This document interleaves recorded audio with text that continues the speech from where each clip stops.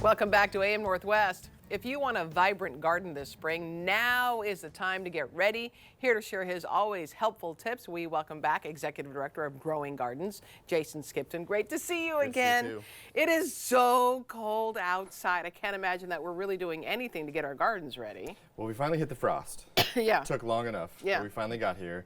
So I'd say just do a quick walkthrough. Check to make sure your plants are doing okay. There are some plants out there, blueberries, that can get a frostbite. Oh, okay. So like really take a look at them. Give them a good look. You can also get one of these row covers if you're like, hey, this plant's really struggling. Yeah. And then cover it basically like a blanket. Yeah. You can do it at night and then take it off during the day when it gets sunny out. Oh, right. But it's a really good time. Just take a look to see maybe there's some weeds out there too that you can pull right now to save yourself the hassle in spring. Okay. And I see that you brought some house plants, so let's look inward. House plants, yeah. So I've never done this, and we've never talked about house plants we before, haven't. but this is something that's really important because I know a lot of us have house Yeah. plants, and it's really important. So one thing that I really want to emphasize right now is the time. They're kind of in dormancy. It's cold out. Yeah. Really start to think about putting fertilizer with your houseplant. So when you water, use a water-soluble fertilizer. Start to water them less. You don't need to water them all the time like it's summertime. So do it maybe once a week, once every other 2 weeks. Okay. Thinking about having them dry out in their soil, right? That's really important. You don't want them to get too wet at this point because they're not really growing. Oh, okay. Also, one thing that a lot of people miss is our plants get really dusty. Yeah, they do. Right? And yeah, so they do. You actually have to dust your plants, right? So going through and Yeah, because this taking plant off- looks really good. It's not too bad, right? This amaryllis is looking good. We have a philodendron here. But you just take a wet rag. It doesn't need to be super wet. And just go through your plants, obviously lightly. Right. And just take off as much of this dust as you can. Because what happens is the dust starts to accumulate on here. And then it will actually prevent photosynthesis.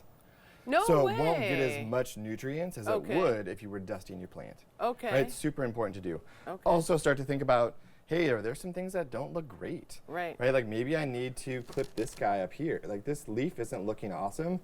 So now is the time to start kind of pruning back because they're in that dormancy phase as well. So they're not doing a lot of growth. Dusting them, watering them, you might need to repot them. Think about, hey, is this one outgrown this pot? Do I need to then put it, now is the time to do your transpotting and adding more soil, right? So this one's got a little, it needs some soil. Now's the time, as you're watering it in, add some more soil to this plant because it's going to help its spring growth be vibrant. Okay, I have a question for you because I have a Christmas cactus got from my mother-in-law who's since passed. And we don't want to get rid of the Christmas cactus, but it has not bloomed and I cannot tell you how long. And I don't know what we're doing wrong. We give it fertilizer. Yeah. Are you is it in the right spot for the sun? It's on a little table near the window. Okay. Yeah. I would say look at is it getting enough heat? Is it getting enough sunlight? That can happen. That happened to this plant actually. This plant I was ready to throw away. It looked terrible. So good now. It was the leaves were browning and I was like, this is just bad. Well, I had it in semi full sun.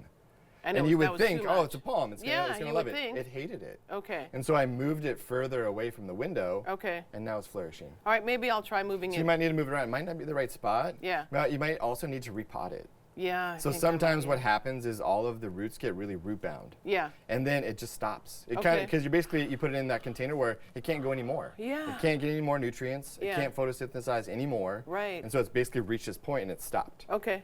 So I'd say repot it. I think okay. Get a bigger pot. Get some new soil. It's gonna, I think, be really good. Okay, sounds good. So good. the other thing is that we can do right now to help ourselves, we're trying to help our future selves in the springtime, right?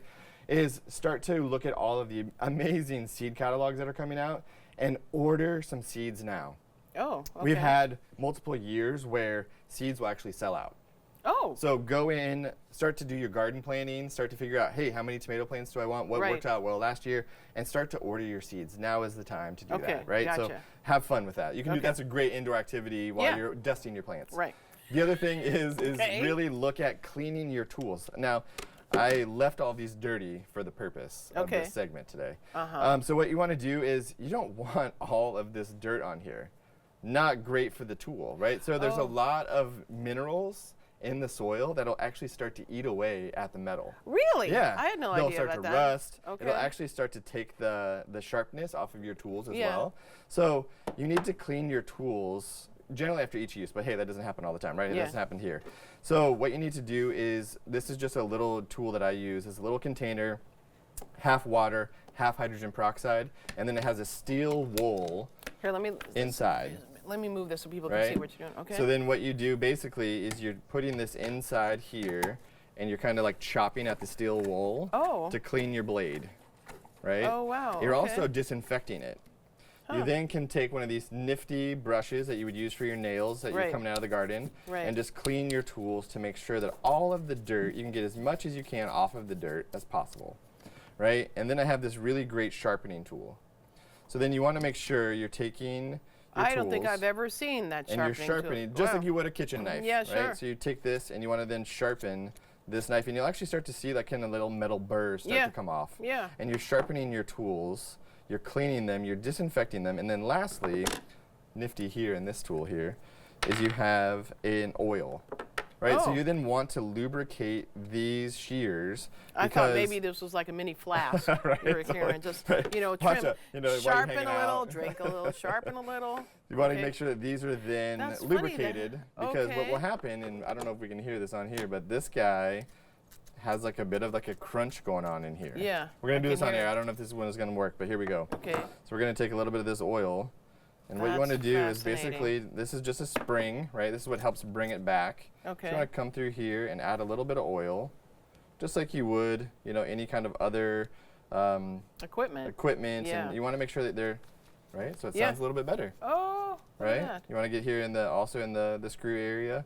Okay. To make sure that then these tools are ready for the springtime, so then you know confidently that when you get ready for springtime and planting, all of your tools are sanitized, they're cleaned, and they're sharpened, and they're lubricated. Okay, gotcha. A really great weekend activity to do right now. Okay, and tell me about this guy. Yeah, this is one of my favorite garden tools around.